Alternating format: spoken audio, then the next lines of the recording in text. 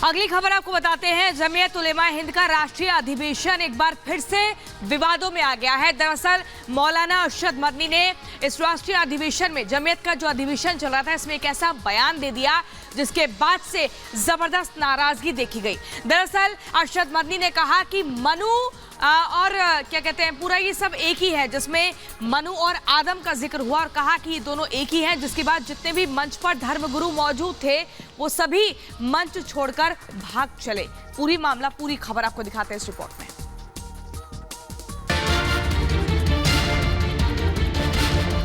मनु यानी आदम, एक ओम यानी एक अल्लाह को पूजते थे। आज हमको कहते हो घर वापस चलो। अरे बाबा, हमने तो मनु की चौखट पर सर रख रखा है, हम कहाँ घर जाएं? पहले तीर्थंकर भगवान ऋषभ थे, जिनके पुत्र भरत और बाहुबली के आधार पर इस भारत देश का नाम पड़ा है। आप ऐसे नहीं मिटा सकते।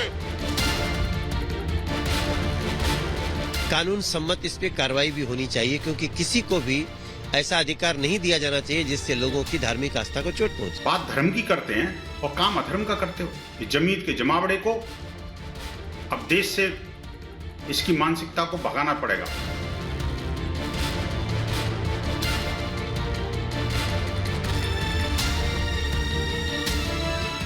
जमीयत के सम्मेलन में मौलाना अरशद मदनी के बयान के साथ ही विवाद पैदा हो गया।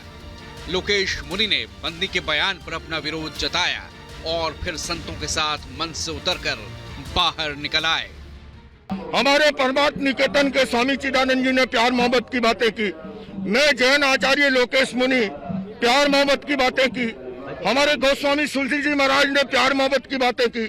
परमजीत सिंह चंदोक जी ने प्यार मोहब्बत की। अच्छा माहौल चल रहा था और उसके साथ जो सहारनपुर से आए हुए मदनी साहब का जो वक्तव्य आया, वो बिल्कुल उस वक्तव्य से कोई जोड़ने वाली बात नहीं है। और उन्होंने अपनी एक कहानी, हम तो ये कहते हैं हमको पैदा करने वाला हमारा माँ बाप है। हमारे माँ बाप ने हमको पैदा किया है। हमको भगवान महावीर या अल्लाह ने पैदा नहीं किया है। हम उनको उससे ऊपर मानते हैं। ये फालतू की बातें, उसने पैदा किया, अरे पैदा मेरे माँ बाप ने किया। और हम ये मानते हैं कि मेरे अच्छे कर्मों से सद्भाग्य का निर्माण होता है, खराब कर्मों से दुर्भाग्य का निर्माण होता है। हम इस फिलोसॉफी को मानते हैं। हमने सारी मुल्क को जोड़ने की बातें की। इन्होंने इस तरह से उस आदम को, अल्लाह को ला करके और मनु को लाके जिस तरह से प्रतिपादन किया, पूरी की पूरी ये हम जो भारतीय सर्वधर्म संसद के लोग, और हमने सर्वसम्मति से, मैं अकेला नहीं, हम इसका विरोध करते हैं, मुखाबलत करते हैं। एक तरफ जमीयत उलेमाए हिंद के राष्ट्रीय सम्मेलन के समापन अधिवेशन में अलग अलग धर्मों के संतों को सद्भावना के तहत न्योता दिया गया था और सभी एकजुट होकर भारत को मजबूत बनाने की बात कर रहे थे। लेकिन मौलाना अरशद मदनी के भाषण के बाद माहौल में तल्खी आ गई। पहले पूरा बयान सुन लीजिए और समझिए कि आखिर जमीयत की सुई कैसे मजहब में अटकी है। मैंने बड़े बड़े धर्म गुरुओं से पूछा, जब कोई नहीं था, न श्री राम थे, न ब्रह्मा थे, न शिव थे, जब कोई नहीं था तो सवाल पैदा होता है कि मनु पूजते किसको थे? कोई कहता है कि शिव को पूजते थे, लेकिन उनके पास इल्म नहीं है। बहुत कम लोग ये बताते हैं कि मनु कुछ नहीं था दुनिया में, वो ओम को पूजते थे। मैंने कहा ओम कौन है? बहुत से लोगों ने कहा कि वो एक हवा है जिनका कोई रूप नहीं है, कोई रंग नहीं है, वो दुनिया में हर जगह है, हवा हर जगह है। उन्होंने आसमान बनाया, उन्होंने जमीन।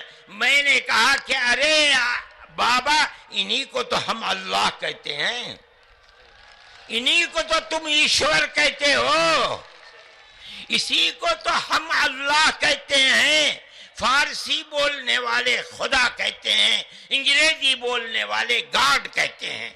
इसका मतलब यह है कि मनु एक अल्लाह, मनु यानी आदम, एक ओम यानी एक अल्लाह।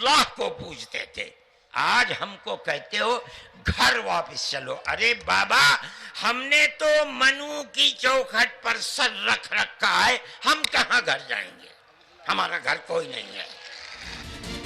यही नहीं, अरशद मदनी ने राष्ट्रीय स्वयंसेवक संघ पर भी निशाना साधा और आरएसएस जैसी पार्टी का सदर और संचालक वो ये कहता है कि मुसलमान अगर चाहें तो अपने धर्म पर रहें और चाहें तो अपने पूर्वजों की तरफ लौट जाएं। क्या मतलब? हिंदू बन जाएं, इसलिए कि उनके पूर्वज हिंदू।